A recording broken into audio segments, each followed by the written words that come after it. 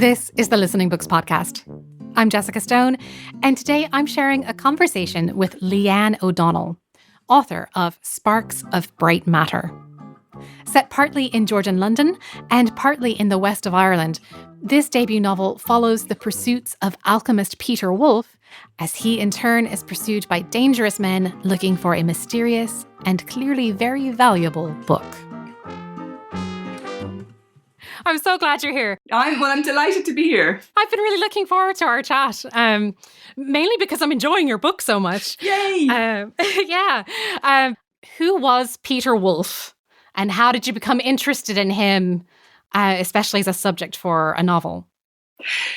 So Peter Woulfe was a real-life character who was an Irishman who ended up living in London. And he was a scientist. So he was a member of the Royal Society in London, which is where all the scientists joined up and talked to each other and wrote interesting papers. And this is in the second half of the 18th century. And he was actually from near where you are at the moment. He lived on the border between Limerick and Clare, but just inside Clare. So he was a Clare man, which in Ireland matters what county you're from. Yeah. But he was part of this, I suppose, class of Irish Catholics who sought their fortunes internationally during the 18th century, because it was a time where Catholics couldn't hold a profession in Ireland and there wasn't a Catholic university. So people like Peter Woulfe and his ilk would go to relatives in Spain, in France, in Austria, and that's where they developed their professions and their standing. A lot of soldiers went off and joined up with the King of France and the King of Austria around that time. So my character, he was a real person, and I know that much about him. And I know that he ended up living in the 1780s in these rooms in Barnard's Inn in London that were so cluttered. He had 7 furnaces, which is a lot of furnaces. And so much, a lot of furnaces. Yeah. So the furnaces were used for different scientific experiments. They were the way that he would distill and work through his processes.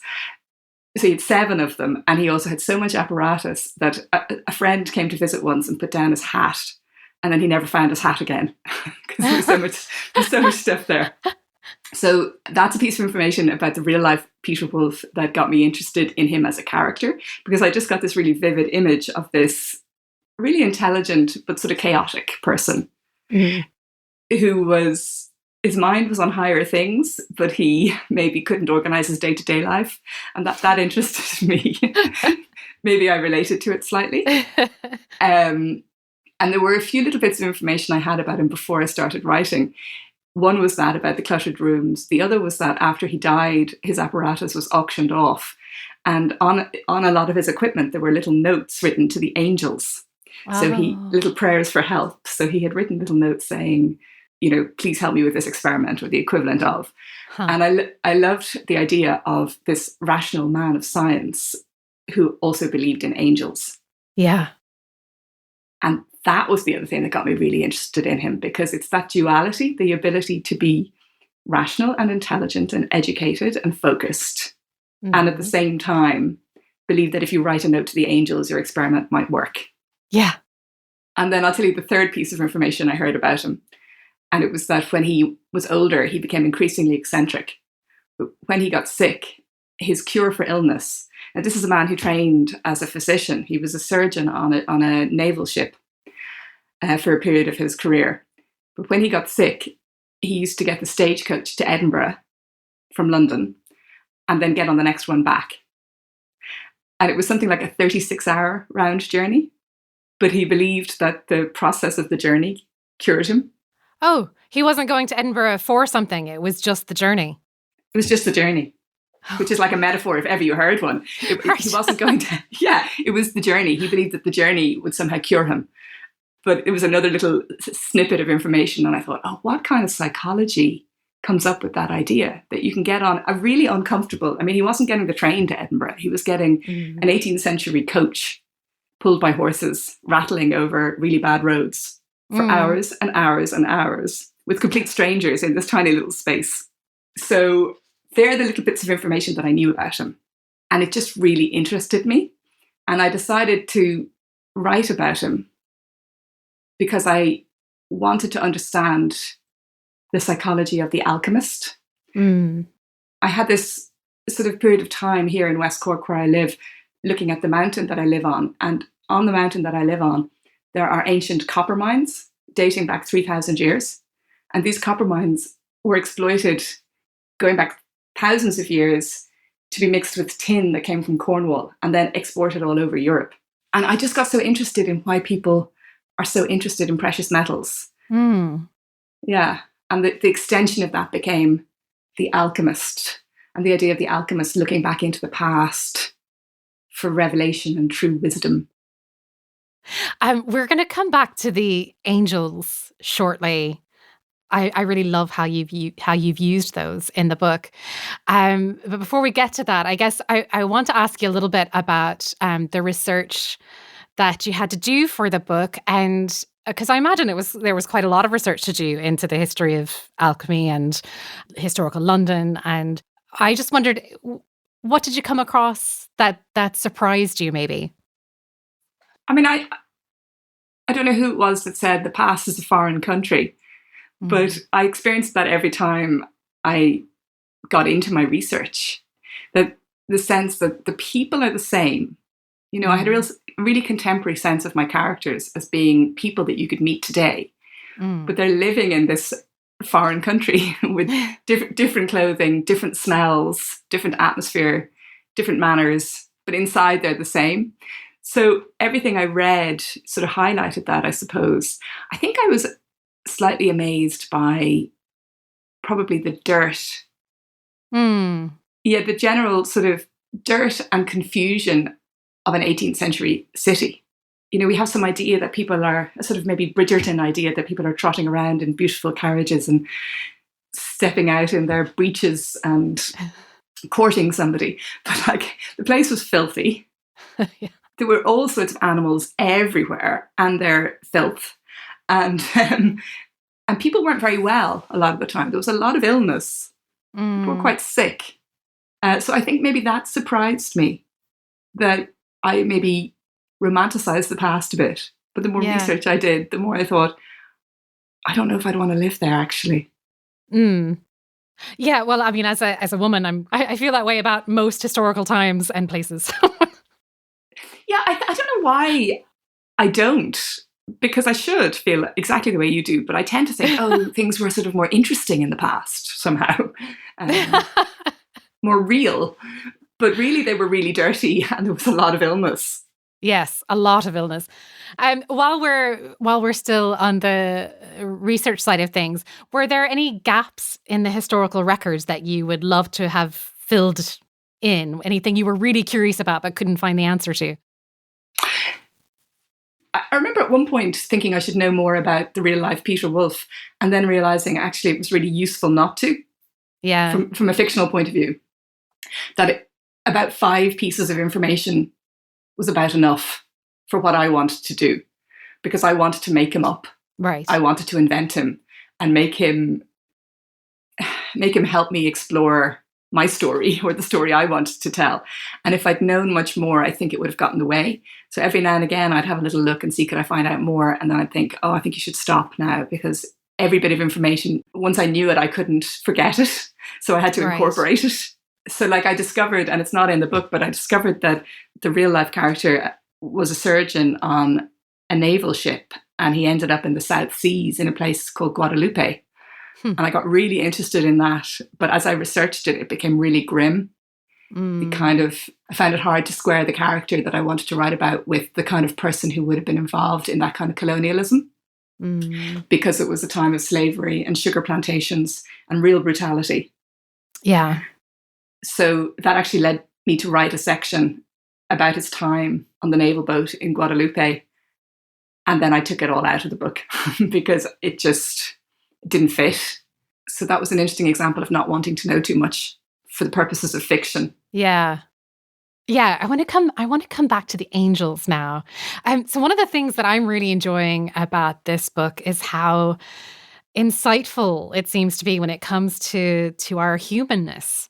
That characters, And they're variously more or less aware of it, but many of them seem to share this yearning for something beyond what they can name or describe.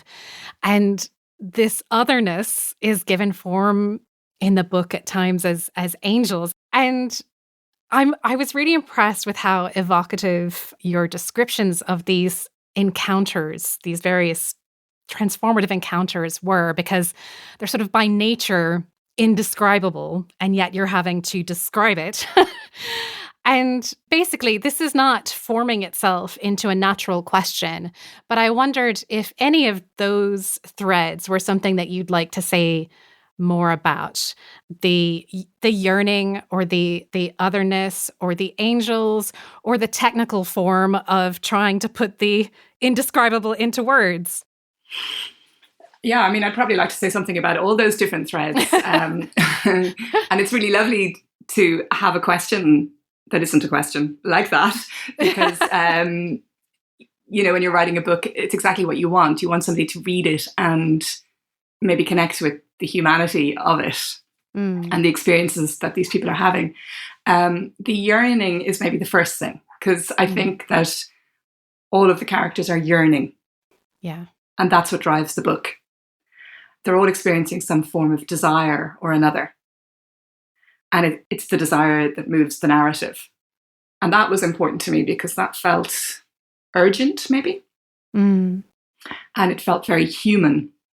Because what are we without our desires? What would we do if we weren't hungering for something? Yeah. And maybe I needed to drill into that, into maybe the extreme places that can bring us to. Yeah. And they all want maybe the wrong thing somehow. Yeah. And they're all wanting something that they can't have. And then they're missing all beautiful things that are between them and the thing they think they want. And it just felt very human to me and very real to me, that because that's what we do a lot of the time. We sort of have this idea of the thing that's going to complete us.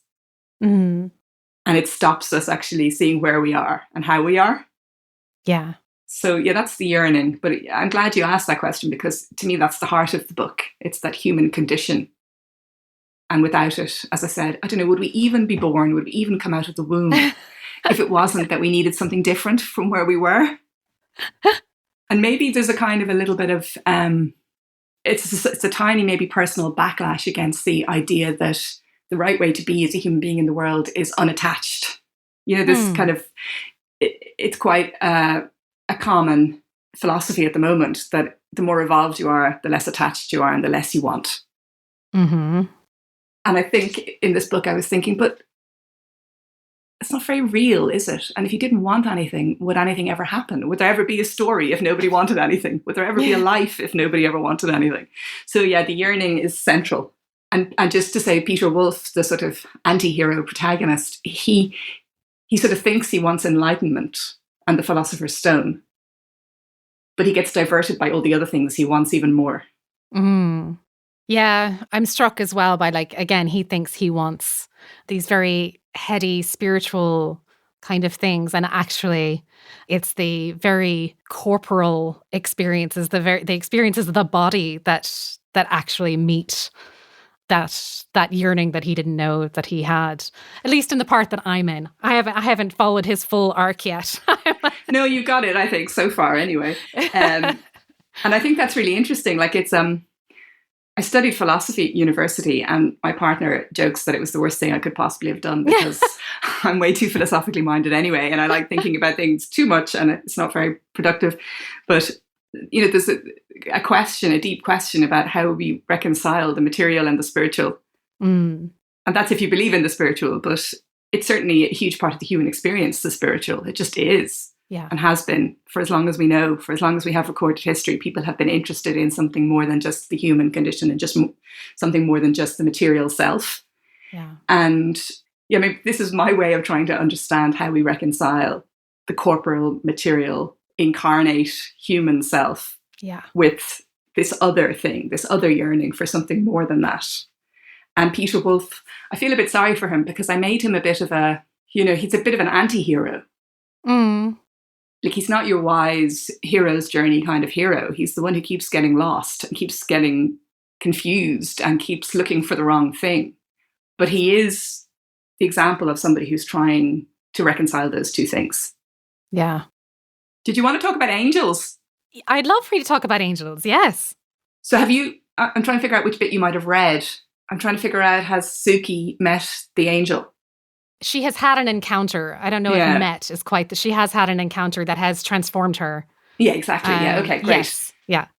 Yeah, that was kind of interesting to write because I had this idea that there would be a sense of the magical or the spiritual or the otherworldly around the book and around the characters. Yes. But it's not fantasy fiction. Right. So you don't have like an angel striding through the streets of Georgian London.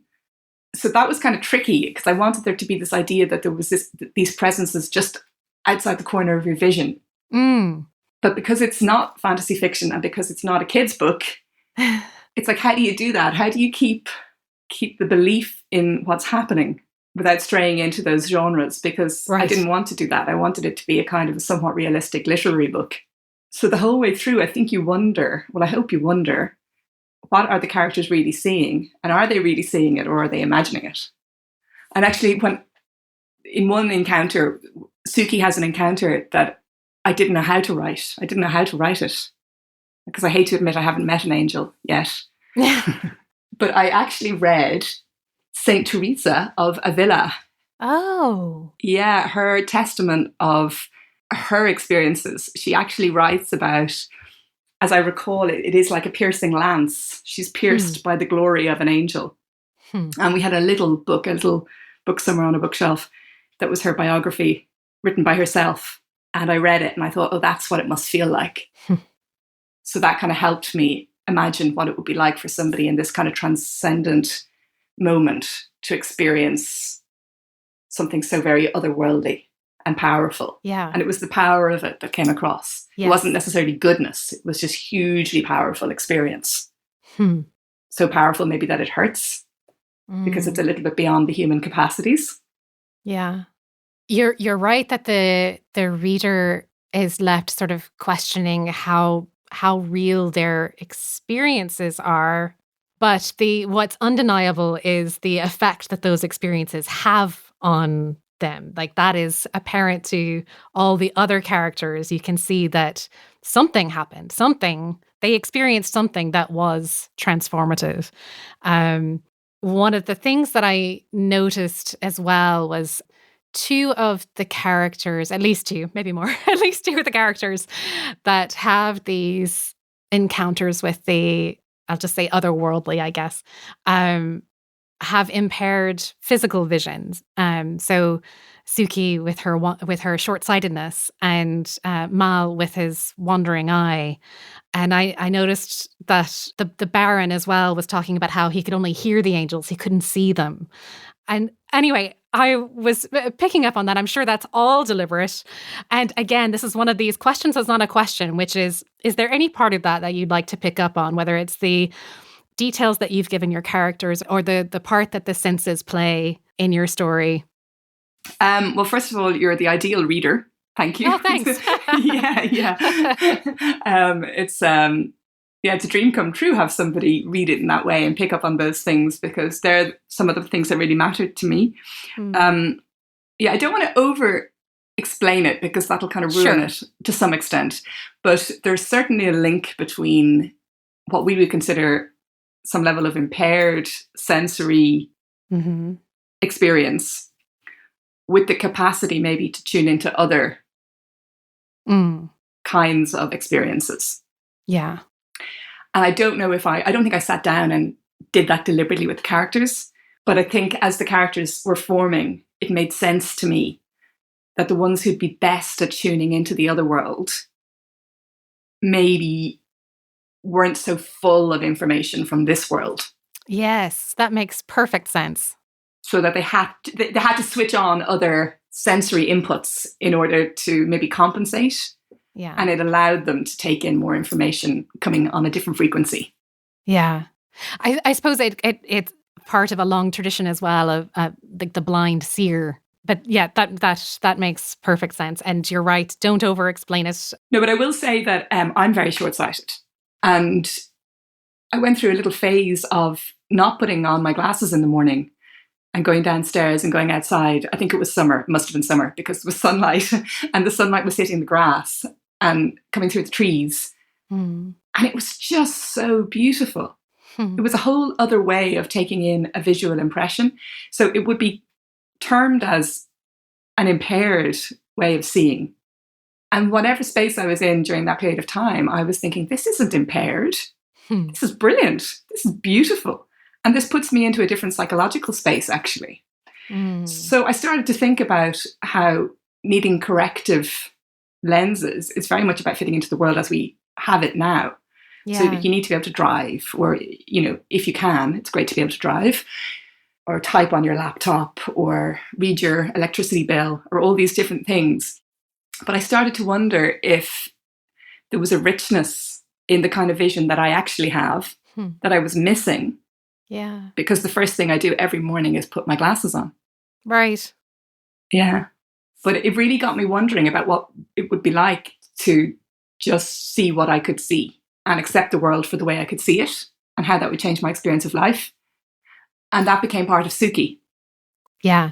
So I imagined her as somebody living in this very urban, difficult world, again, full of dirt and danger and poverty, but having this kind of sensory experience of London, where she had a sense of the place based on what it felt like from her feet, because she walks in her bare feet.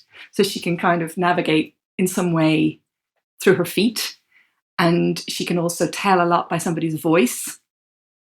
So one of the first things I realized about her is that she didn't really look at the people she met in the dark, but she could hear their voices, and she always remembered people's voices.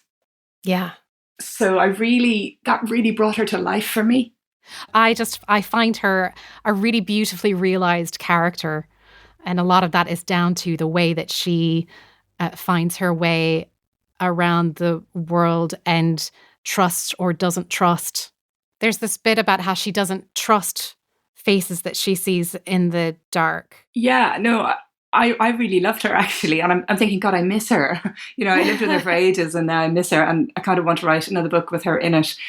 But the bit that you're referring to is, she says something about you can't trust faces because people can disguise their facial expression.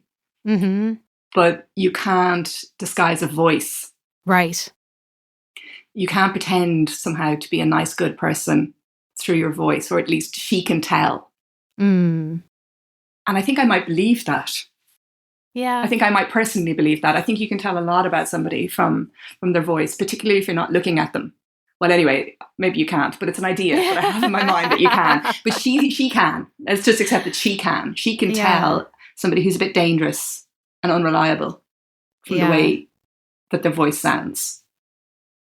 And just to go back to the vision thing, because it's something I haven't thought about for a while, vision in the book, even though it's all about visions, that Mal, the apprentice who has transformative experiences himself, it was so important to me that he had a cast in his eye, that he didn't, both eyes weren't looking in the same direction. And again, it was, there's some way in which that's just seen as a misfortune. Right. But for me, it was part of who he was. And again, how he was able to see differently to other people. Yeah. In fact, maybe, I know it's a little bit romantic and I haven't had that experience myself, but that it was a gift for him. It was one of his gifts was that he could see differently. And it sort of ties into who he becomes in the book later on. He becomes a slightly more powerful character than he started out, which you'll discover as you keep going. I'm really looking forward to that bit. I know he's going to show up again. And I really love, it comes early on. I love the chapter where he has his transformative experience. I think it is just so beautifully written. Just one of my favorite bits. There's no question in that. It's just me gushing. Sorry. Well, no, gush away. The funny thing is all the good bits in the book, I don't quite know how I wrote them. I don't feel very egotistical about the good bits. Yeah. Because I remember writing that scene and it just kind of wrote itself. Like lots of the book didn't write itself. It took loads of work. But the bits that I ended up really liking, the bits that I thought afterwards, oh, that really works and it feels really true, I barely remember writing them. I just remember it sort of happening, which is every writer's dream, is that you sort of occasionally get moments like that where a scene just comes through, and the language came through in that as well. I didn't really have to, I mean, I rewrote it a good few times, but the essence of it just came quite easily. So that was nice. Yeah. Yeah. More of that, please. I hope you're enjoying this conversation with Leeanne O'Donnell. Coming up, we talk about the Sparks of Bright Matter audiobook and dig into some of the philosophical tensions between the spoken and the written word. Before we do that, let me take a quick moment to say that as the holiday season approaches, you may find it helpful to know that Listening Books does offer gift memberships. So if there's someone on your list with a print impairment, and that's a pretty wide umbrella, including learning difficulties, mental health, physical disability, or illness, you can give them a whole year's access to more than 10,000 audiobooks, including Sparks of Bright Matter, for just £20. You can find out more on our website, www.listening-books.org.uk, and I'll include a link directly to the gift membership page in the show notes. I think it's important to say to everyone that you have a podcast about Irish mythology called Into the Mythic, Ancient Irish Stories for Modern Times. Yeah, I love doing it. I love medium of podcasting. I don't listen to a lot of podcasts because I'm too busy making them and writing books and going for walks without headphones in my ears. But I love making that podcast. I really enjoy it. Yeah. The idea is to go back to the old stories and try and peel back to the kernel of them. What are they really trying to say to us, and what offerings do they have to us now? What offerings do they have for us now, I meant to say. Yeah. Obviously, mythology, the Irish mythology comes into play in this book as well. And there's this one really memorable moment when Pete, who, as you said, is Irish Catholic, he's in very real danger and he's praying to God as fervently as he can for help, for an angel, in fact, to help him. And when nothing happens, it says that he prays then to a higher power than God. And I'm quoting here.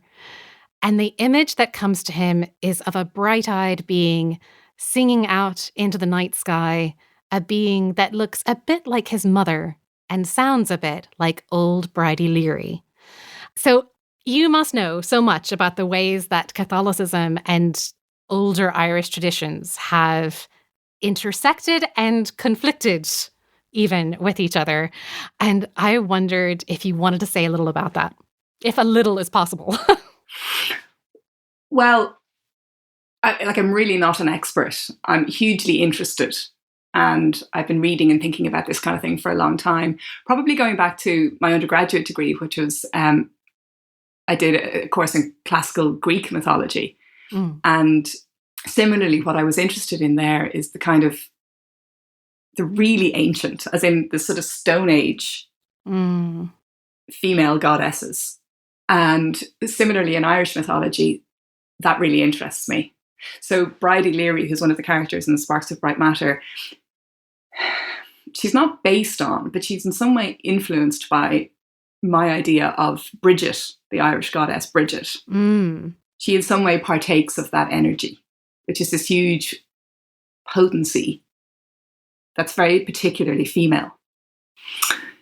So that really influences the book. And maybe part of what I'm interested in, again, is the tension between the sort of conventional male-oriented ways of holding power and ways of holding knowledge.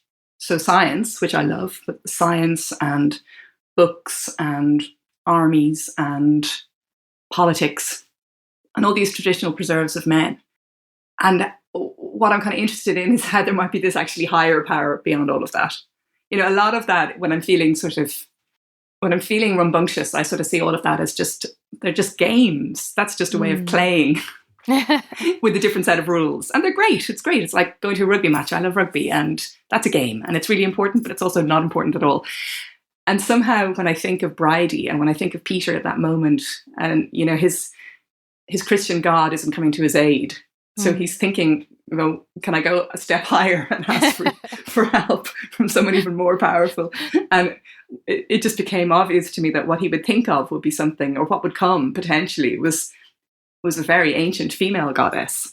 Mm. And you find that in a lot of cultures, that what's behind the behind the behind, what's back and back and back behind all the different layers of religion and belief is this really ancient, primitive female fertility goddess.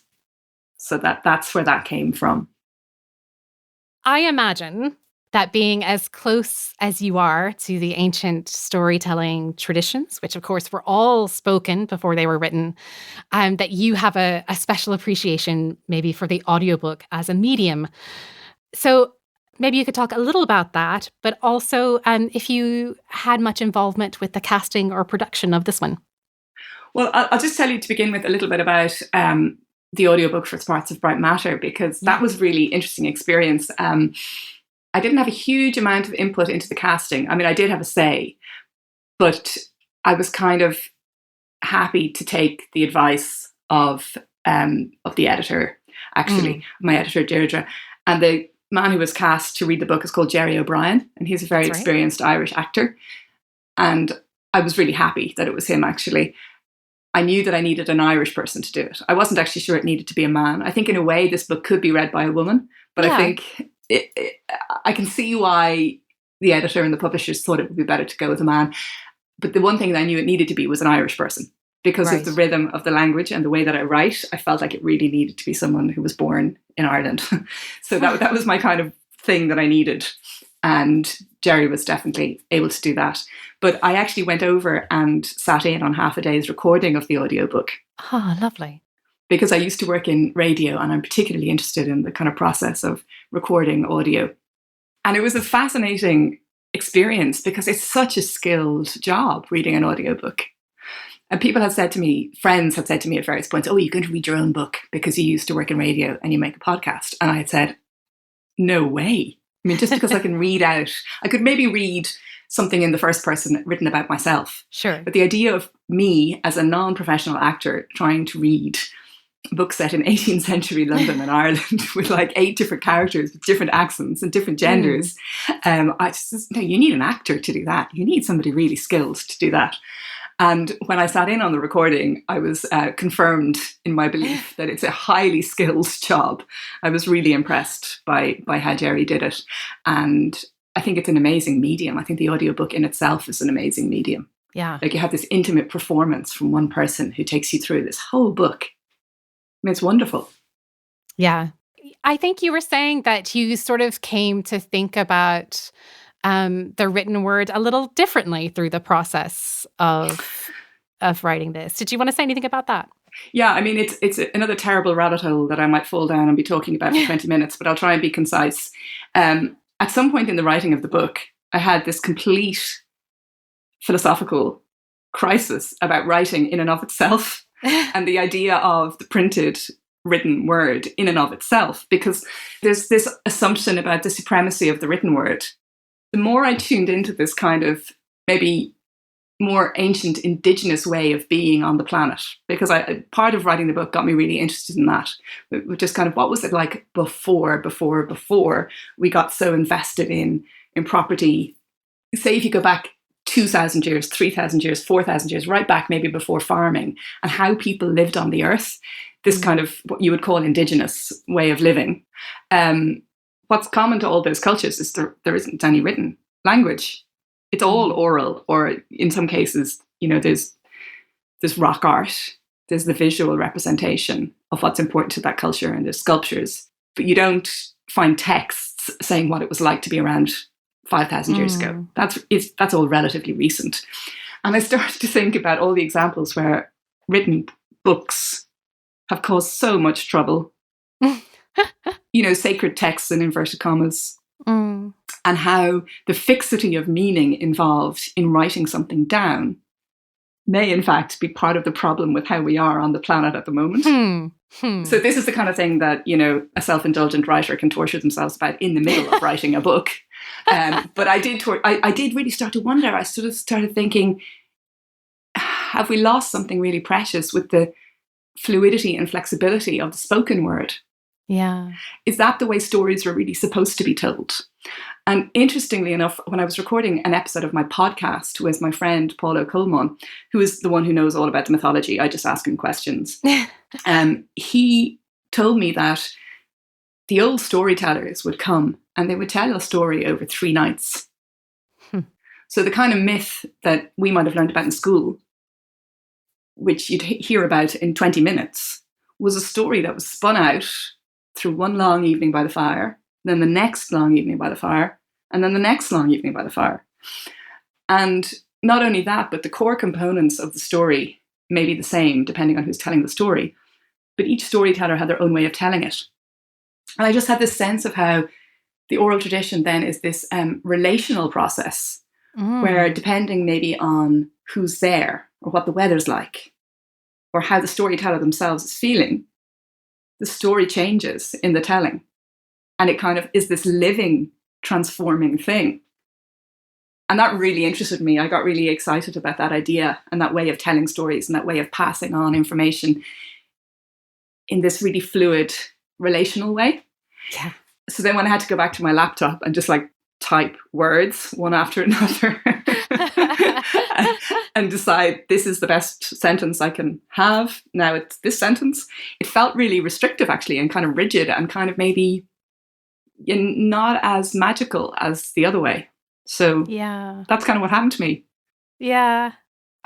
So something's coming to me that I probably don't want to include on the podcast, but I did an MPhil in applied linguistics a while back, and so I did one of my essays kind of on this topic, and was interested in like the scriptures, like the biblical scriptures in this kind of, it's referred to as the living word, but it's actually, this fixed text.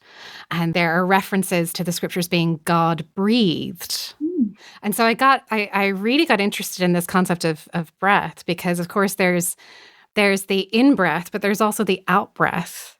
And so for me, I started thinking, well, actually, when you come to a text, even a dead, like set in stone text, there is the in-breath, but also the out-breath. There's what you bring to it as well as what it brings to you. Like there's always this kind of dynamic going. So when I read your book, I'm bringing all of my experiences and what my attention goes to, as well as what you've brought to it in the writing of it. And in that way, it's different for each reading experience.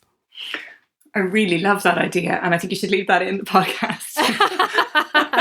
I think it's a really beautiful idea. I mean, I can understand that there's kind of a religious set of terminology there that may not appeal to a lot of people, but the idea of the divine breath, maybe the divine in-breath and out-breath, that would animate something in some way and bring something else. I love that idea.